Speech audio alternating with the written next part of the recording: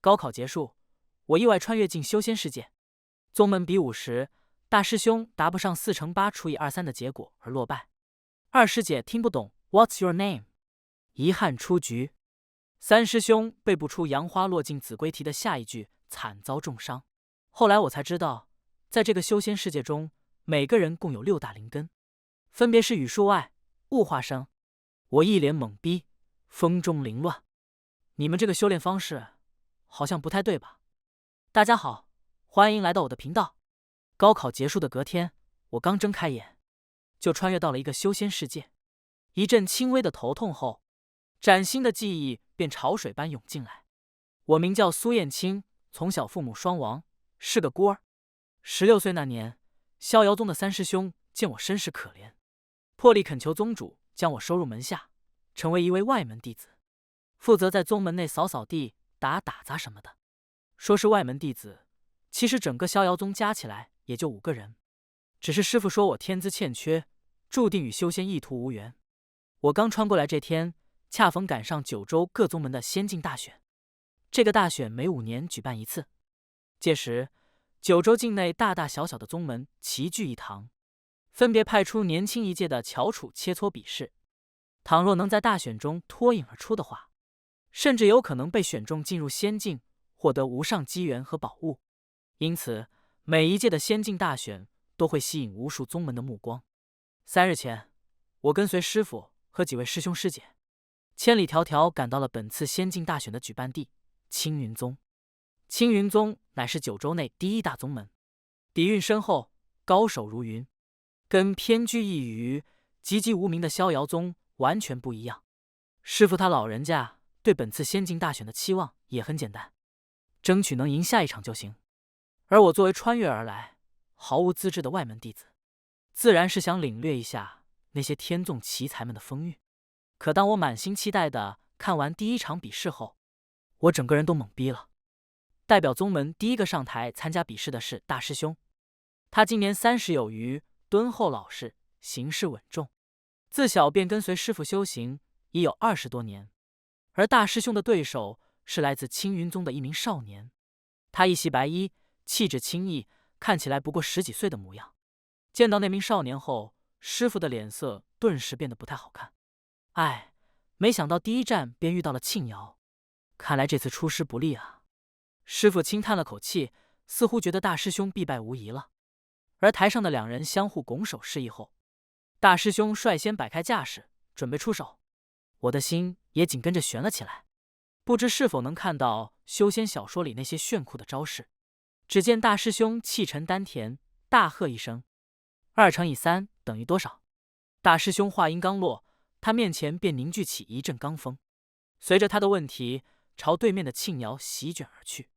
而庆瑶气定神闲，微微一笑道：“等于6。”顷刻间，一股无形的力量将那道罡风打散。围观的群众欢呼叫好，我却在台下看得一脸懵逼。等一下，你们这都是什么玩意？小学生算术题啊！如此年纪就熟练掌握了乘法，突破到了3年级的层次，真不愧是100年一遇的天才，前途不可限量啊！听着周围人的称赞声，我满头问号。你们都没学过乘法口诀表吗？就当我在心底疯狂吐槽时，台上的大师兄调整气息，又接连问道：“3乘以4， 5乘以8， 7乘以9。”3道更为凌厉的锋刃直奔庆瑶而去。庆瑶丝毫不慌，抬手一挥道：“12、40、63。”那3道锋刃应声而散。大师兄微微喘着气，额前微微渗出冷汗。庆瑶从容不迫地向前踏出一步，他双目一凝，掐起一道指诀：“4乘8除以29等于多少？”一股强大的剑气向着大师兄袭来。大师兄顿时脸色惨白，像是答不出这道题的结果。仓促间，大师兄只能被动防御。可那道剑气极为强横，轻而易举地击破了大师兄的防御。大师兄闷哼一声，整个人狼狈地倒飞出去，浑身被剑气割出密密麻麻的伤口。周围人更是爆发出阵阵惊呼，竟然是乘除混合运算！难道他已经突破到4年级的境界了吗？我还是第一次见到如此年轻的4年级强者。简直是恐怖如斯。我合着你们这帮搞修仙的，小学都没毕业是吧？无暇为大师兄的淘汰而感到难过。下一个奔赴擂台的是二师姐，她的对手是一位来自天蓝宗的少女。双方一上来就展开了密集的对攻，各种加减、乘除法来回碰撞，擂台上火光四溅，一时间两人打得难分难解。在二师姐又一次化解了对方的攻势后，那名少女退开数步，深吸一口气，她嘴唇翕动，口中念念有词。下一秒，在我无比震惊的目光中，少女竟然张口来了一句号阿尤，一堆奇形怪状的字符凭空显现，直奔二师姐袭去。二师姐愣了一下，勉强回应道：“爱慕饭3克油，安的油，爱慕饭吐。”我愣了半天，才反应过来，他们说的好像是英语。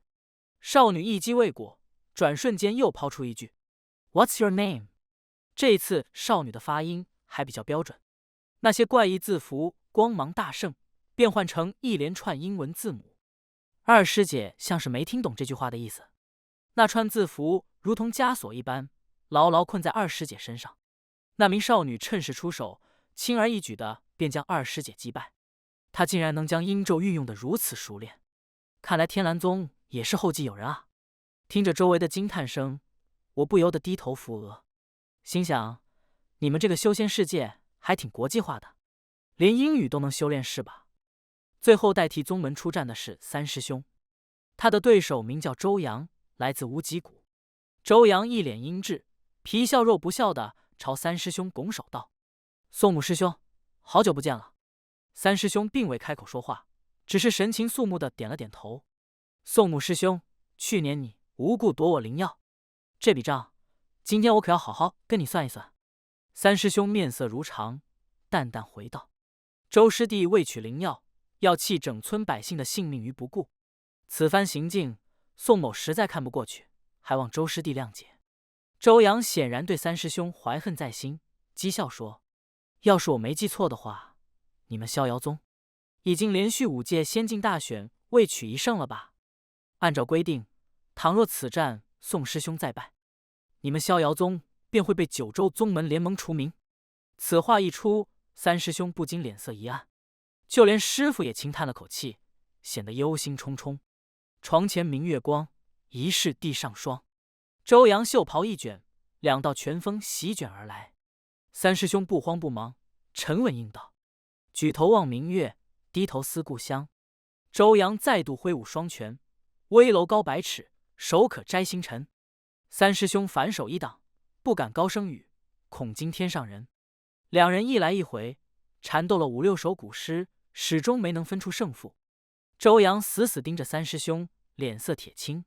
他深吸一口气，袖袍翻动，大喝一声：“杨花落尽子规啼，闻道龙标过五溪。”不知为何，周阳这一记拳风的威力猛然间直接上升了一个档次。三师兄瞳孔微缩，像是也没料到周阳会变得如此强横。仓促间，三师兄躲闪不及，硬生生挨了这一下。噗！三师兄呕出一大口鲜血，重重砸在地上，直接昏死了过去。可周阳看起来还是不肯放过三师兄，他再度翻起袖袍，掠起一道拳意打向三师兄。几处早莺争暖树，谁家新燕啄春泥？那一拳攻势迅猛，明显是置三师兄于死地。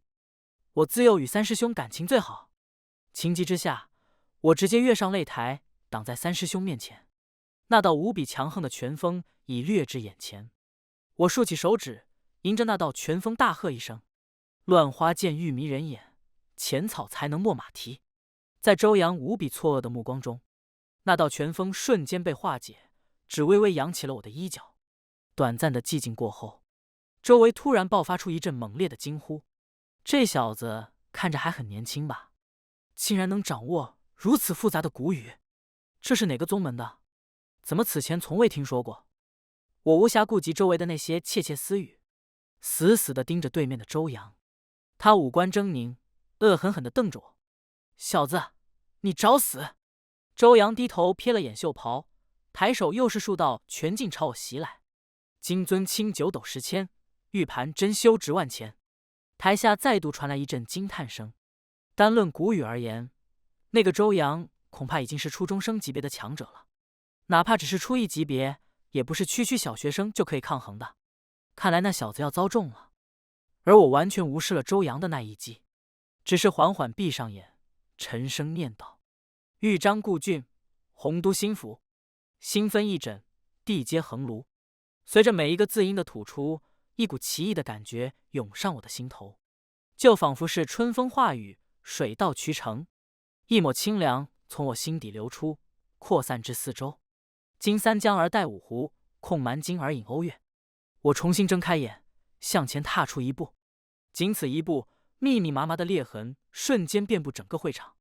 物华天宝，龙光射牛斗之虚，无数字符凝聚在我跟前，幻化成漫天剑刃，对准了周阳。对面的周阳早就被吓得瘫坐在地，瑟瑟发抖。这是高中生强者，那小子竟然踏入了高中生之境。如此年轻的高中生强者，他究竟是什么怪物？就在我准备给予周阳最后一击时，一个干瘦的老头儿突然出现在周阳跟前。周阳如同见到救星一般，大喊道：“师傅，救我！”那个老头儿瞥了我一眼，冷哼一声，嗓音沙哑道：“小子，若 A 比 B 等于3比4，B 比 C 等于2比5，那么 A、C 等于多少？”漫天剑刃开始微微站立。我略一沉吟，开口说：“6点10分。”老头儿眼里掠过一抹诧异，嘿嘿的干笑2声：“小子，你有点意思。”他双眼微眯，看向我的眼神如同毒蛇一般阴狠。这时，台下又有人在议论纷纷。那位老者好像是无极谷的谷主，他可是位货真价实的高中生强者。据说这位谷主20岁便突破至初中生境界，30岁初一，50岁初二，80岁便踏入了高中生之境。而且他还是先天生灵根的体质，极为特殊。那个老头儿刚准备再度出手，两道身影突然共同出现在了会场中央。其中一位是我师傅，他将我护在身后，温怒地盯着那个老头儿；另一位则是青云宗的宗主，他面容和煦，鹤骨仙风，挽着雪白的长须，笑道：“苍谷主，何必跟晚辈大动干戈呢？”那个老头儿不悦地皱起眉，说道：“这小子擅自干预仙境大选，还遇伤我徒儿，如何能忍？”不等青云宗的宗主开口，我师父率先回道：“我徒弟技不如人，我无话可说。可他分明已无力再战，你们无极谷却还不收手，未免有些欺人太甚了吧？”苍谷主不屑地冷笑2声，讥讽道：“哼，刀剑无眼，死了便死了，要怪也只能怪你们缥缈宗进出些废物。”我愤懑地攥紧拳头，指着周阳说：“明明是他作弊在先，他的袖袍有古怪。”周阳脸上闪过一丝慌张，下意识攥紧了自己的袖袍。苍谷主目露凶光，骂道：“臭小子，你再敢乱讲话，小心我撕烂你的嘴！”我师父也撸起袖子：“老不死的，你再敢威胁我徒弟一句试试！”旁边的青云宗宗主轻叹了口气，手掌一翻，周阳的袖袍被凭空斩断，出现在了他手里。那2个袖袍内侧绣着密密麻麻的小字，正是先前周阳所背出来的那些古诗。一时间全场哗然，议论不止。面对如此铁证，周阳脸上一阵青一阵白，辩驳的话一句都讲不出来。丢人现眼的东西！苍谷主同样脸色阴沉，反手猛地一挥，周阳惨叫一声，狼狈地吐出一大口鲜血。孽徒管教不严，让萧宗主见笑了。青云宗的宗主摆摆手，示意无妨。随后，苍谷主又转头看向我，阴恻恻地笑着说：“不知缥缈宗何时出了这样一位如此精彩绝艳的高徒，老夫还真想跟他切磋交流一下。”师傅脸色一沉：“老不死的，你要是想动手，我陪你打。”苍谷主直勾勾地盯着我，挑衅般说道：“只要这小子能接下我3招，你们缥缈宗不光能保住9州内的宗门席位，我无极谷还愿意无偿让出3条提脉。”围观群众闻言，俱是一惊，交头接耳道：“这无极谷还真是下血本了。”众所周知，每条提脉都有着充沛的血气，无尽的习题，还有往届飞升大能的批注笔记，堪称开宗立派的根基。哪怕是青云宗，目前也只有10几条体脉，可师傅丝毫不为所动，依然护在我身前。区区几条体脉而已，如何能跟我徒弟的安危相提并论？我心中一暖，拉住师傅，轻声说：“师傅，我想试一试。”师傅惊诧地看着我，低声提醒道：“燕青，那个老不死的步入高中生之境多年，实力深厚，不可意气用事啊。”我诚恳道：“师傅，我自有分寸，相信我。”师傅犹豫片刻，见我执意迎战，只得往我手里塞了个东西。燕青，这个护身法器你收好，关键时刻可保你一命。我低头一看，那竟然是个破旧不堪的土改袋。好一个护身法器！等师傅离场后，仓谷主瞪着我的眼神也逐渐冰冷。没想到你还真敢答应下来。我竖起一根手指，淡然说道：“不过我有一个额外要求，在我接下你3招后，你也要接下我1招。”仓谷主先是愣了一下，随后哈哈大笑起来：“好好好，本谷主答应你。”仓谷主收敛气息，眼眸中陡然爆发出森然寒光。将一个 DNA 分子进行标记，让其连续复制3次，在最后得到的 DNA 分子中，被标记的 DNA 分子占 DNA 分子总数的多少？排山倒海的威压朝我袭来，几乎要将我生生碾碎。我淡然一笑，答道：“1/4。”漫天威压随之消散。仓谷主眉头微皱，表情开始变得严肃起来。一段多核苷酸链中的碱基组成为 30% 的 A、30% 的 T、20% 的 G、20% 的 C， 那么它是一段什么？一条巨大的 DNA 双螺旋结构出现在我头顶，带着无比凶悍的气势向我砸过来。而我只是轻松说道：“双链 DNA。” 话音刚落，空中那条巨大的 DNA 双螺旋便碎成璀璨光点。仓谷主面带恼怒，脸色一阵变幻：“小子，接我这最后1招试试。”现有足量的甘氨酸、丙氨酸、谷氨酸3种氨基酸，它们能形成的三肽种类以及包含3种氨基酸的三肽种类，分别最多有几种？3个颜色各异的光球四散又合拢，以一种极为诡异的线路朝我冲过来。我左手负于身后，右手云淡风轻地向前一推，27种和6种，那3个光球骤然爆开，而我毫发无损。仓谷主脸色巨变，满脸愕然。这怎么可能？围观群众又适时地爆发出一阵惊呼声。那小子竟然真的接下了高中生强者3招！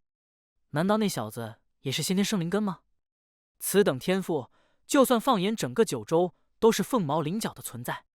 我在台上垂头扶额，心想：你们这帮人的台词怎么听着这么耳熟啊？不过我也看明白了，那个所谓的仓谷主，顶多就是个高异生物的水平，不足为惧。3招已过，该换我了。我闭上眼，过去3年里刷过的无数习题，此刻全都清晰地浮现在脑海深处。等我再睁开眼时，双眸如同一汪深潭，深邃无比。假设在宿主细胞内不发生碱基之间的相互转换，请利用放射性同位素标记的方法，以体外培养的宿主细胞等为材料，设计实验以确定一种新病毒的类型。顷刻间，无数剑刃凝聚出来，对准了仓谷主。仓谷主瞪大双眼，下意识地张大嘴巴。我的实验思路是……可他支吾了半天，却什么都说不出来。漫天剑刃骤然落下，仓谷主的脸因痛苦扭曲起来，尖锐的哀鸣回荡在整个会场间。萧宗主亲自上台，确认仓谷主已经昏死过去，无力再战。听到结果后，会场瞬间沸腾起来。堂堂高中生之境的强者，竟被我一招击败。萧宗主饶有兴趣地打量了我一番，问道：“年轻人，你的主灵根是什么？”我茫然地摇摇头，说道：“我不知道自己是什么灵根。”师傅同样来到我身边，看向我的视线里带着几分困惑。燕青刚入宗门的时候，老夫为他做过1次灵根测试，只是那时灵根测试没有任何反应，老夫也不知他怎么就踏入了高中生之境。萧宗主若有所思地沉默片刻，又说道：“那不如就先在本宗测试一番吧。以他的实力，定然可以前去仙境历练。”事先探明主灵根，更能事半功倍。师傅点点头，如此也好。随后，萧宗主拿出一块通体墨黑的石板，燕青，你将手掌放上去即可。我试探性的将右手放了上去，一股冰冷的感觉顺着掌心荡漾开来。那块石板迅速变大，最后变成了长方形。我仔细一看，这特么不就是一块黑板吗？很快，黑板上便开始浮现出各个学科的知识，不光有语文古诗、数学公式、英文单词，甚至还有物理定义、化学元素、生物大分子。我的天，那小子竟然同时拥有6大灵根，而且每个灵根的天赋值都拉满了，这是何等妖孽般的存在！就连一向沉稳的萧宗主都忍不住露出惊诧之色。此子果然与众不同，或许九州真能免遭一番劫难。仙境大选结束后，我与另外3人顺利脱颖而出，获得了进入仙境的资格。除我之外，剩下3人分别是青云宗的庆瑶、天蓝宗的柳芊芊以及昊天门的周旭。仙界每5年开放一次，里面的1个时辰相当于外界的10天，每次最多只能进入4人，而且只能待12个时辰，否则就会走火入魔。据说仙境内有着无上秘宝，是无数修仙者梦寐以求的地方。不过里面同样也危机重重，稍有不慎就有可能殒命于仙境之内。出发前，师父和几位师兄师姐围在我身边，对我千叮咛万嘱咐，还掏出了一堆涂改带塞给我。准备妥当后，萧宗主看着我们4人，悠悠说道：“如今魔界蠢蠢欲动，对九州虎视眈眈，随时都有可能卷土重来。你们身上肩负着九州的未来，切记要注意安全。”萧宗主停顿了一下，最后一次问道：“你们若是有谁想要退出，现在还能提出来，等进入仙境，可就再也没有机会了。”剩下几个人相互看了看，没有一个人开口。那便预祝你们此行顺利。萧宗主一挥手，开启了我们脚下的传送法阵，一阵刺眼的白光随之亮起。等到光芒消散后，我们像是被送到了一座洞窟内，旁边的石碑上赫然刻着3个大字：图书馆。太对了哥，太对了。庆瑶警惕地打量着洞窟四周，提醒道：“诸位，仙境内危机四伏，大家尽量不要分散。”柳芊芊和周旭纷纷点头，紧绷起神经。然而我们4人刚走出去没几步，洞窟周围突然传来一阵猛烈的晃动，面前的石壁轰然倒塌，3具已经化作枯骨的尸体从墙后站起身，他们身上穿着破破烂烂的道袍，口中喃喃自语。在菱形 ABCD 中 ，AB 等于10，B 等于60度，则 AC 的长音是多少？土风披露举目疏俗，无可语言者，该如何断句？ What is the purpose of your presence here？ 庆瑶脸色一变，如临大敌般后撤数步。大家小心，这些都是初中生级别的强者。他率先稳住身形，快速答道 ：“AC 的长音为10。”周旭也丝毫不敢怠慢，连忙断句说：“土风披露，举目疏俗，无可语言者。”柳芊芊柳眉一竖，嘴唇轻启 ：“The purpose of our presence is to acquire knowledge。”只是他们虽然接下了那3具枯骨的攻击，却也显得十分勉强。尤其是柳芊芊和周旭，转眼间便陷入苦战。庆瑶师哥，我要撑不住了。周旭翻译错了一个文言文词组，不慎挨了一拳。庆瑶不愧是年轻一代的翘楚，稳稳压制着对面的那具枯骨。可他一时间也分身乏术，腾不出手援助周旭。我闪身至周旭跟前，手指并拢，指向面前的那具枯骨。函数 y 等于 x 的立方加 x 的递增区间是多少？那具枯骨呆呆一怔，明显是答不上来。强横的剑气自我指尖迸发，瞬间便将那具枯骨的身躯打散。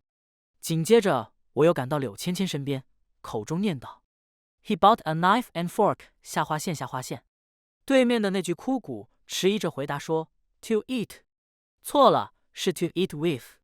我双目一凛，英文符咒缠绕在枯骨身上，逐渐缩紧。随着咔嚓一声，那具枯骨便彻底散架了。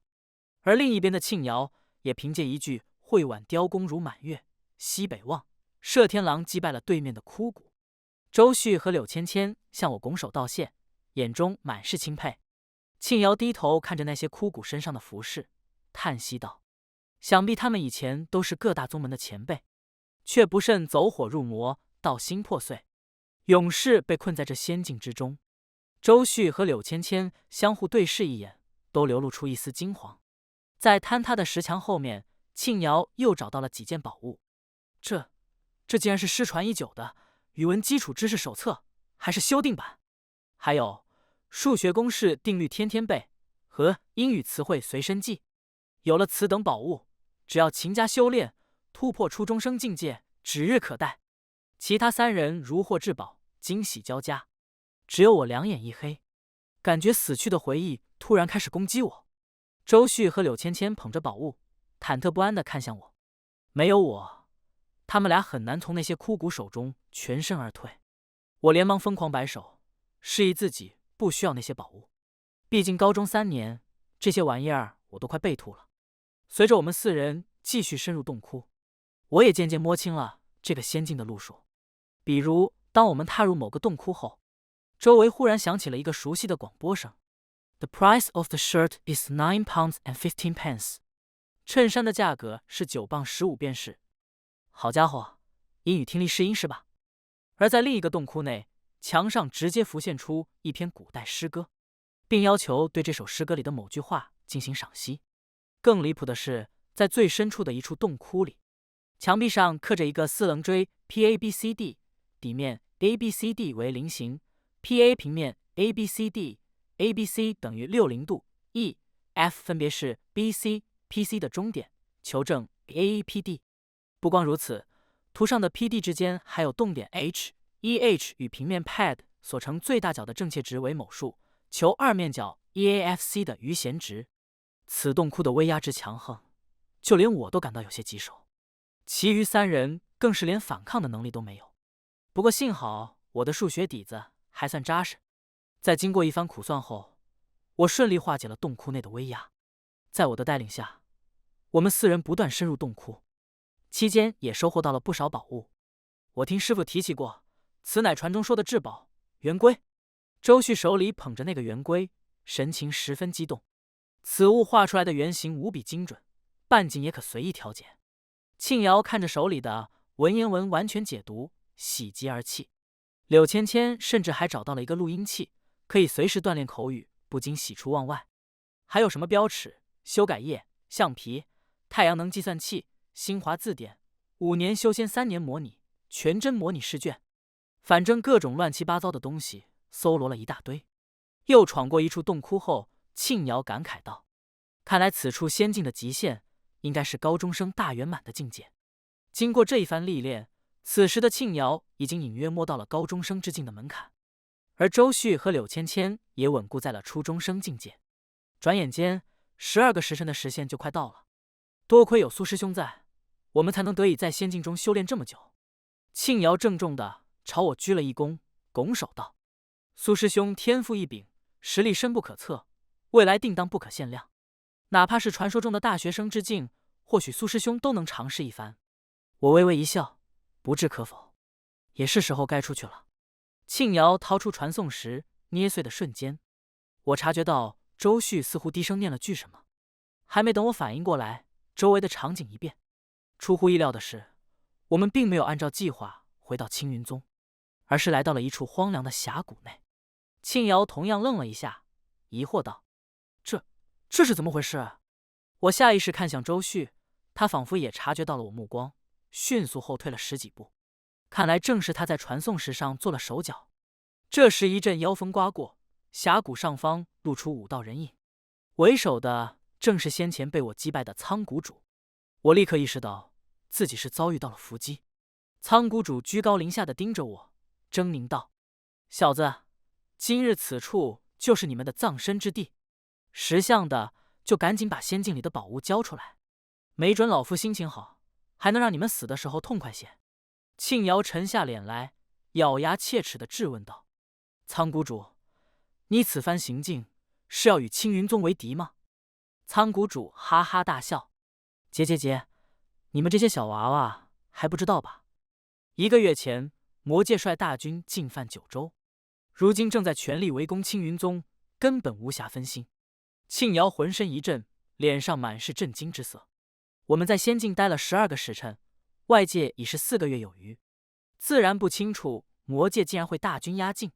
苍谷主冷声道：“诸位，动手吧，切记，绝不能留下一个活口。”随着苍谷主一声令下，他身旁的那几个人迅速出手。昊天门的陈门主，孤山剑冢的刘剑宗，苍龙派的赵掌门，天刀阁的秦阁主，你们竟然全都……庆瑶见到那几个人的面容后，大惊失色。这几人都是九州境内数一数二的高手，悉数是高中生之境的强者。庆瑶一触即溃，刚一照面就受了不轻的内伤。柳芊芊更是连半招都没撑下，直接昏死了过去。就在周旭准备趁势击杀柳芊芊时，我拦在他身前，面无表情地盯着他。周旭自知不是我的对手，刚欲抽身后退，可我怎会轻易放过他？我没有丝毫保留，直接开口念道：“地高阳之苗一息，震黄考曰伯庸。”周旭的瞳孔骤然收缩，眼眸中满是惊骇之色。路漫漫其修远兮，吾将上下而求索。古朴厚重的威压自我周身扩散开来。周旭痛苦的惨嚎声响彻整座峡谷。不远处的陈门主骇然道：“这是上古楚辞《离骚》。”苍谷主的脸色愈发难看。此子断不可留。处理完周旭后，我闪身到庆瑶面前：“你带着柳芊芊先走，这里交给我。”庆瑶清楚此刻不是矫情的时候，果然选择带上柳芊芊遁走。苏师兄，拜托你了！秦阁主大喝一声：“我看谁敢走！”他随手甩出一个形如皇冠的分子结构，我一眼就认出那是冠迷，轻松化解。秦阁主转而对我怒目而视。苍谷主趁机率领众人将我团团围住。就算你天资纵横，精彩绝艳，今日面对5位高中生之境强者的联手阻击，你也休想安然离开。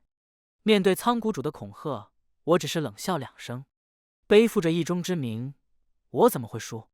这些人根本不会了解，一名刚刚经历过高考的高3学生，究竟会强得多么可怕。秦阁主率先动手，只见他双手翻动，烧杯、3口烧瓶、冷凝管、电热套、分液漏斗等设备凭空出现在他面前。随着他的双手飞速结印，一堆白色的晶状物迅速凝结。此人竟然利用化学知识萃取毒物！我眼神冰冷，胸中的怒火再也压抑不住。罪大恶极，绝不能忍！我彻底冷下脸，无尽的威压潮水般四散开来。影响化学反应速率的主要因素有哪些？对一般的化学反应，速率方程式的反应级数能否直接根据化学反应方程式来写？为什么？2道炽热的火球直奔秦阁主而去，那些白色结晶被瞬间融化。秦阁主惊恐地瞪大双眼，甚至来不及惨叫出声，他整个人便被火球吞噬了。随后我转头看向陈门主，双指合拢道：“在直角坐标系 x-ray 中，点 P 到 x 轴的距离等于点 P 到点0.2%的距离，机动点 P 的轨迹为 W， 已知矩形 ABCD 有3个顶点在 W 上，证明 ABCD 的周长大于3根号3。”话音刚落，我面前浮现出无数剑刃，直指陈门主。陈门主脸色煞白，磕磕巴巴地说：“射矩形的3个顶点。”可他射了半天，没有丝毫进展。漫天剑刃雨水般落下，将陈门主刺成了刺猬。随后，我抬手唤出一柄长刀，身体微微下蹲，双眸注视着不远处的赵掌门，缓缓开口：“某物质的密度为 P， 摩尔质量为 U， 阿伏加德罗常数为 N， 则单位体积中所含分子个数为多少？”赵掌门神色慌张：“你等一下！”不等他的话说完，我的身体爆射而出，刀光闪过，赵掌门的双手随之掉落，撕心裂肺的惨叫声不绝于耳。我无动于衷，继续冷声问道：“在油膜实验中，体积为 V(m3) 的某种油形成直径为 d(m) 的油膜，则由分子的直径近似为多少？”赵掌门只顾着哀嚎，一句话都说不出来。我步伐微变，再度挥刀而出。赵掌门的双腿被齐根斩断。我再问，用油魔法测出油的分子直径后，要测阿伏加德罗常数，只需要知道油滴的什么？赵掌门趴在地上，已是奄奄一息。我面无表情地挥出一刀，便再也听不到赵掌门的哀嚎了。孤山剑冢的刘建宗还没反应过来，秦阁主、陈门主以及赵掌门便已经殒命了。我将目光投向他，手中的长刀自行散去。In this test, you are to write an essay on the role of physical exercise in achieving success at college. You should write at least 120 words, but no more than 180 words. 伴随着我的低语，耀眼的金光乍现，无数英文字符遮天蔽日，笼罩在刘建宗头顶。怎么可能？这分明是英语4阶之力！刘建宗惊恐地张大嘴巴，难以置信道：“此子已有半部大学之境的实力了。”我赞同地点点头。我们英语老师确实说过，以我们火箭班的水平，裸考英语4级应该问题不大。我缓缓抬起手掌，猛地攥成拳头，金色字母牢牢捆住刘建宗，紧跟着骤然缩紧。啪的一声，刘建宗便爆成了一团血雾。不远处的仓谷主早已吓得肝胆欲裂，他恶狠狠地瞪了我一眼，转身就要逃跑。我冷哼一声，摆出抬手拉弓的姿势。蛋白质分子中亚基的空间排布属于蛋白质的什么结构？仓谷主自然无法回答我的问题。一支巨大的箭矢破空而出，携着无比强横的威能，直接撕碎了仓谷主的身躯。不过是几个呼吸间，5位高中生之境的强者便接连陨落。对此，我只能评价一句：高中生之境亦有差距。解决掉那5人以后，我以最快的速度赶回青云宗。只见青云宗上下黑雾弥漫，众多弟子受伤倒在一旁。师父率领师兄师姐们奋力抗敌，每个人身上都带着伤。燕青，你先不用管我们，快上山去援助萧宗主，他正独自一人与3大魔头缠斗。我闻言不敢耽搁，连忙朝山上赶去。还没等我赶到山顶，猛烈的打斗声便响彻云霄，连带着整座山峰似乎都在颤抖。我不禁感到一丝诧异，那3大魔头究竟是何方神圣？实力竟然如此强横。等我赶至山顶时，周围狂风大作，日光暗淡。不远处的半空中分别站着3个人，中间的男生赤裸上身，胸肌壮硕，看起来极为结实。左边的少女扎着马尾辫，身后背着画板，数根铅笔在指尖不停流转。右边的短发女生怀里抱着一把贝斯，不同的音符在她身旁环绕。我好像明白了，合着这所谓的3大魔头，就是体育生、美术生和音乐生是吧？那名体育生指着萧宗主，满脸怒容道：“萧景行，100年前你无故将我3人逐出九州，赶入洪荒，今日我必须要把这笔账跟你算清楚。”萧宗主丝毫不为所动，语气淡然道：“你们3人不知苦学6大灵根，反而钻研什么音体美，自然是歪门邪道。”听到萧宗主此番言论，我不禁微微皱眉。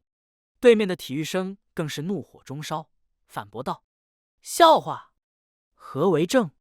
何为邪？过去100年间，我3人从未做过伤天害理之事，只知道钻研各自的特长，夙兴夜寐，风雨无阻，从不敢有一丝懈怠。就连6大灵根的修行也未曾落下多少。”那位体育生眼眶通红，每一个字都说得掷地有声。我3人在大道一途的付出，丝毫不比你们所谓的正道之人少。你所谓的不学无术，只不过是偏见罢了。真正的歪门邪道，理应是那些偷懒耍滑、不学无术之人。萧宗主面容微变，似是有所动容，但沉默良久后，他还是闭上眼，固执地说道：“正就是正，邪就是邪，求学大道没有捷径可走。”我的眉头越皱越紧，不知为何，我总觉得萧宗主的状态不太对劲。可还未等我细想，对面的体育生便冷笑一声：“我们3人终年累月，日复一日的练习，可又何曾走过捷径？”话音刚落，那位体育生便如同闪电般朝萧宗主袭去。且慢！我高呼一声，挡在萧宗主身前。仓促间，我只来得及使出一手《岳阳楼记》。庆历4年春，滕子京谪守巴陵郡。滚开！未曾想，那名体育生怒喝一声，毫无花哨的一拳砸过来，竟硬生生与《岳阳楼记》对撞在了一起。我只感到浑身一震，五脏六腑都有些许难受。此人的体魄之强，也达到了高中生大圆满之境。另一边的美术生见体育生一击未果，反手抽出画纸，手中铅笔飞舞。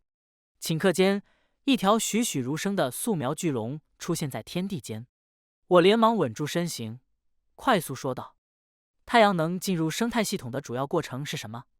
分解者一般通过什么形式来获得生命活动所需的能力？”两柄飞剑与那条巨龙缠斗在一起，一时间难分胜负。那名美术生画技之精湛，笔调之娴熟，同样也是高中生大圆满之境。尚未等我缓口气，一阵倍思的音浪再度袭来，其中还夹杂着2道乐理题目。在 C 大调中，哪些音符是半音？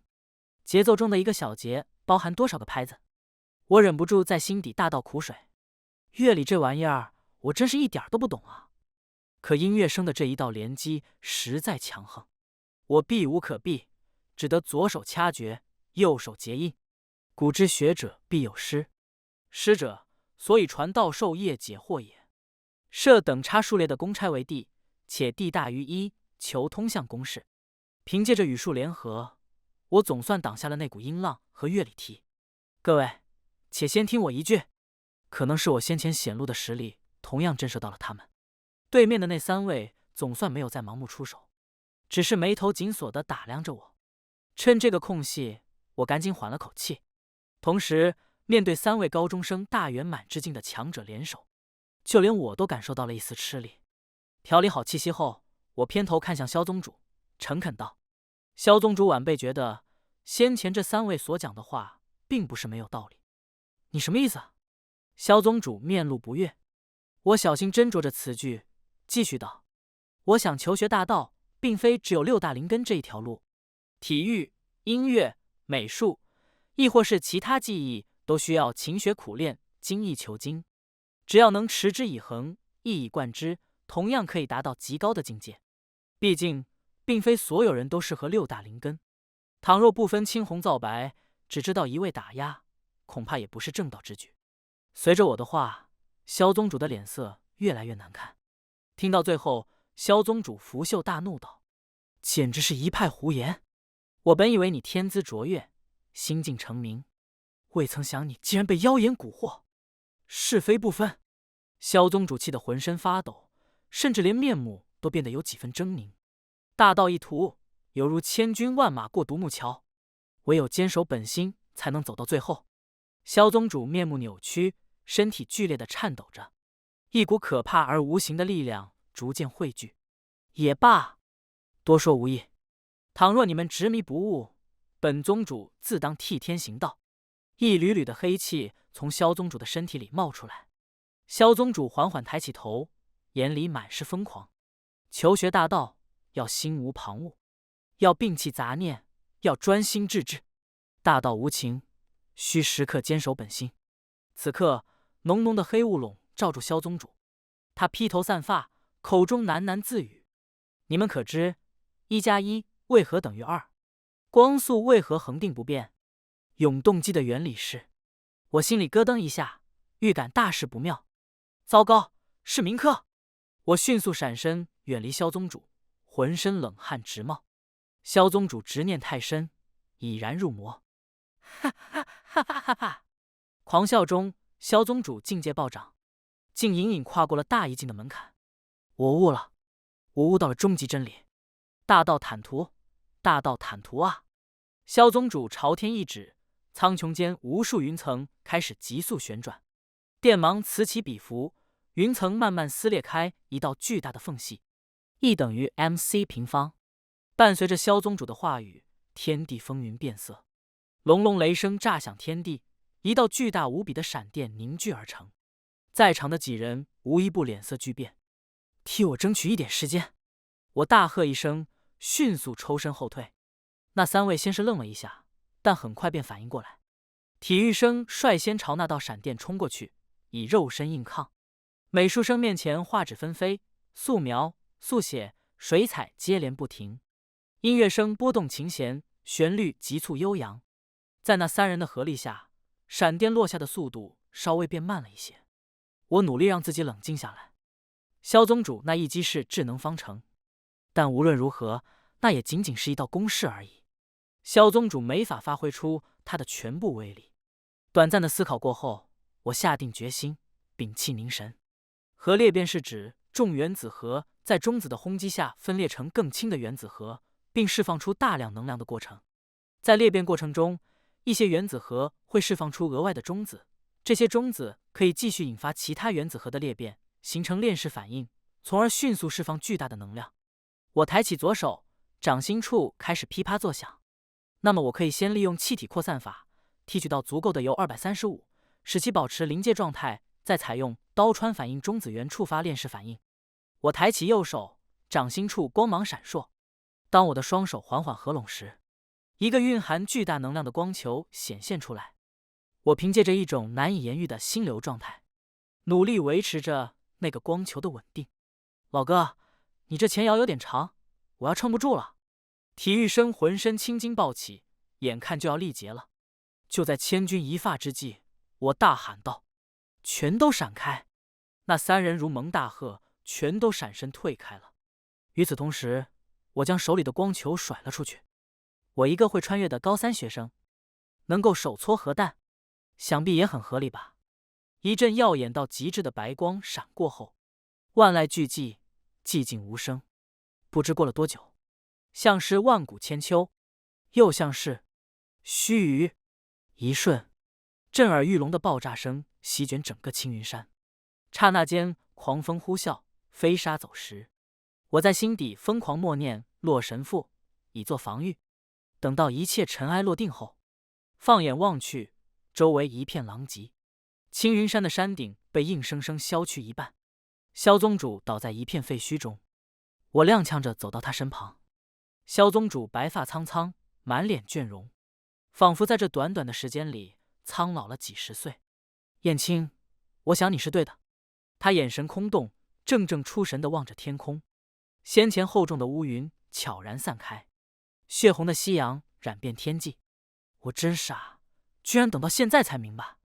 萧宗主低喃着，眼角像是有泪水划过。他艰难地从怀里掏出一张纸条，缓缓展开。那张纸条微微泛黄，像是已经很旧了。上面用毛笔写着一行小字：永和9年，岁在癸丑。虽然笔迹稍显稚嫩，但笔意奔放自由，灵动轻巧。我一眼就认出来，那是《兰亭集序》的开篇。萧宗主看着手里的那张小纸条，脸上不禁露出一丝安静平和的笑容。倘若我能早些放下执念，结局是否会变得不一样呢？我伫立在他身旁，默然无言。大道无垠，我望不穿啊！伴随着一声低语，萧宗主的手缓缓垂落，那张小纸条随风飞舞，转眼间便消失不见。天地寂寂，只剩下了山顶呼啸的风声。后来那位体育生告诉我，九州以南跨过沧海后有蓬莱仙岛，岛上有众多仙门，其中又以青金、北地这2大仙门为首。只有达到了高中生大圆满的境界，才有资格被这2大仙门选中，而步入仙门后，才算正式踏上了求学大道。大学生之境上面还有硕士境，硕士境之上还有博士，博士之上还有博后，博后之上还有教授，还有院士。同时，各个灵根之前还会组合出不同类别，比如有机化学、微生物学、高等数学、原子物理学等等，凡此种种，不胜枚举。所谓求学大道，漫无止境，大抵如此吧。九州之南，我眺望着漫无边际的蔚蓝沧海，悠闲地伸了个懒腰。就在我决定前往蓬莱仙岛的前夕，我忽然察觉到自己不知何时绑定了一个知网系统，可以任意查阅原本世界的各种学术论文。我忍不住勾起嘴角，露出一抹笑意。既然如此，那便让我见识一下这条求学大道的终点。究竟是一番怎样的风景吧。全文完，感谢您的观看，每天上新精彩故事，喜欢就订阅吧。